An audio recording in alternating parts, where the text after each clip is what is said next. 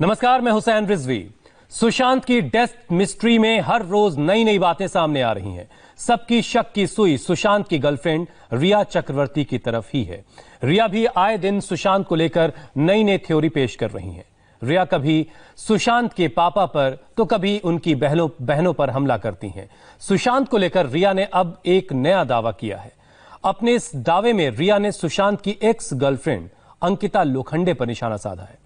आइए देखते हैं रिया ने अंकिता को लेकर क्या कहा है और अंकिता ने रिया को फिर कैसे जवाब दिया। जहरीली तरन्नुम का हिस्सा है ये शहरे जहन्नुम का किस्सा है। यहाँ बंदूकों के पास भाषा है, मोहब्बत का खूनी तमाशा है। पहले सुशांत के पिता पर किया हमला, फिर बनाया सुशांत की बहनों को निशाना।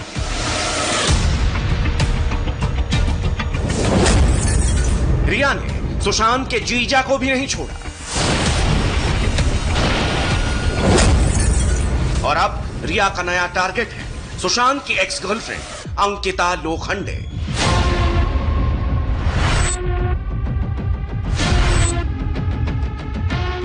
जैसे जैसे रिया चक्रवर्ती पर शिकंजा कसता जा रहा है, वैसे वैसे रिया चक्रवर्ती सुशांत के परिवार और उनकी दोस्तों के खिलाफ भी हमलावर हो रही है। रिया चक्रवर्ती ने सुशांत की करीबी रही अंकिता लोखंडे पर गंभीर आरोप लगाए हैं। सुशांत की एक्स गर्लफ्रेंड अंकिता उन्हें इंसाफ दिलाने के लिए कमर कस चुकी है।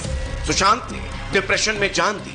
रिया की इस थ्योरी पर भी अंकिता सवाल उठा चुकी है। ये बहुत बड़ी चीज है क्योंकि आप किसी को बोल देते हो डिप्रेशन में, लेकिन what is the reason behind the depression? Because एक इंसान है जिसके पास सब कुछ है, he is doing good in his career, he is healthy, he is wealthy, he is everything. So what is the reason behind the depression? जो था जो है वो बताए, रीजन तो दे, वैलिड रीजन तो होना चाहिए। सिर्फ डिप्रेशन था, डिप्रेशन ऐसे ही नहीं आता सर।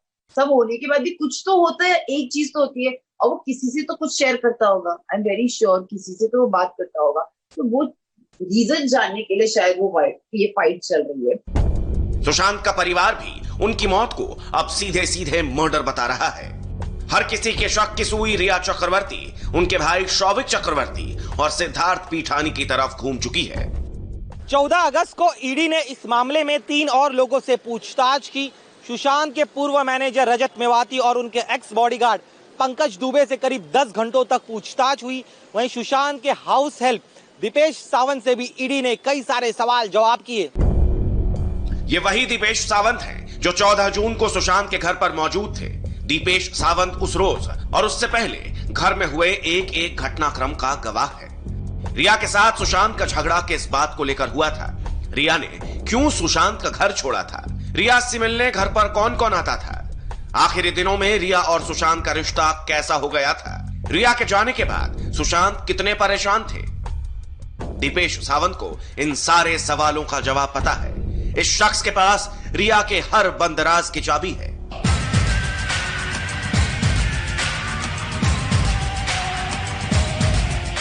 दीपेश को यह भी पता होगा कि रिया चक्रवर्ती सुशांत सिंह राजपूत के पैसे पर कैसे ऐश कर रही थी।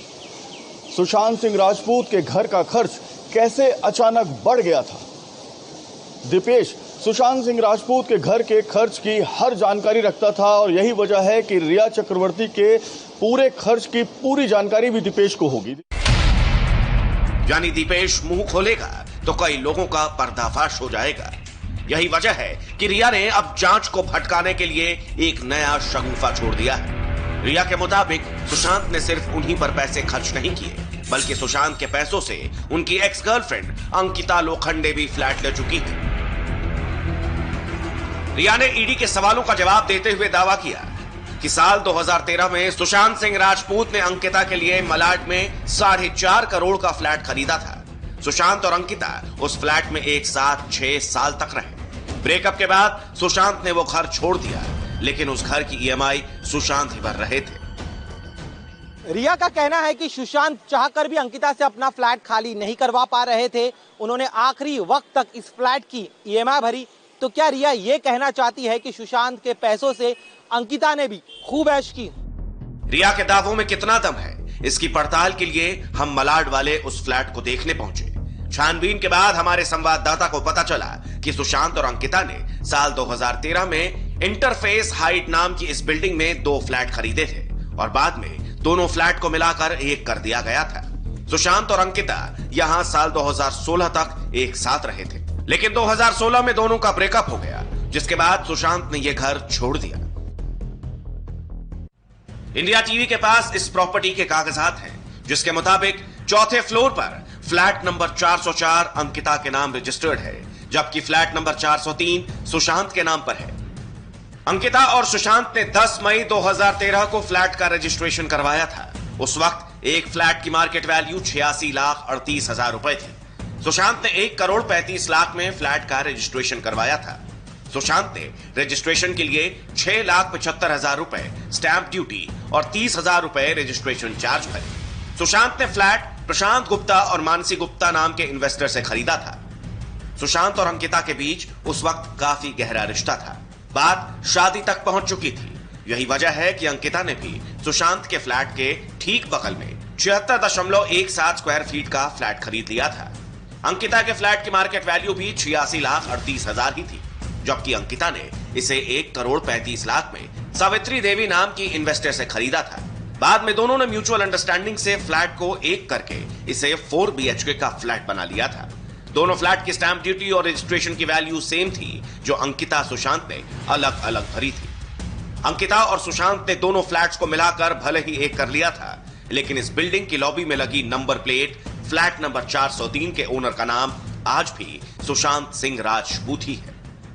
ये फाइनेंशियल डील जो थी, जो सुशांत और अंकिता के बीच हुई थी, ये क्या डील थी, इस बारे में तो अभी तक कुछ भी नहीं पता चल पाया है, क्योंकि ना ही अंकिता और ना ही उनके मैनेजर इस बारे में कुछ भी बताने के लिए तैयार हैं। लेकिन ये जरूर कहा जा सकता है कि सुशांत और अंकिता के बीच में इस पर्टिकुलर प्रॉपर्टी को लेकर जो डील हुई थी, उसी के मुताबिक सुशांत जून 2020 तक इस फ्लैट की EMI भर रहे थे। अभी इन दोनों फ्लैट्स पर अंकिता का ही पोजीशन है कि क्या सुशांत ने अपने फ्लैट के राइट्स अंकिता को दे दिए थे।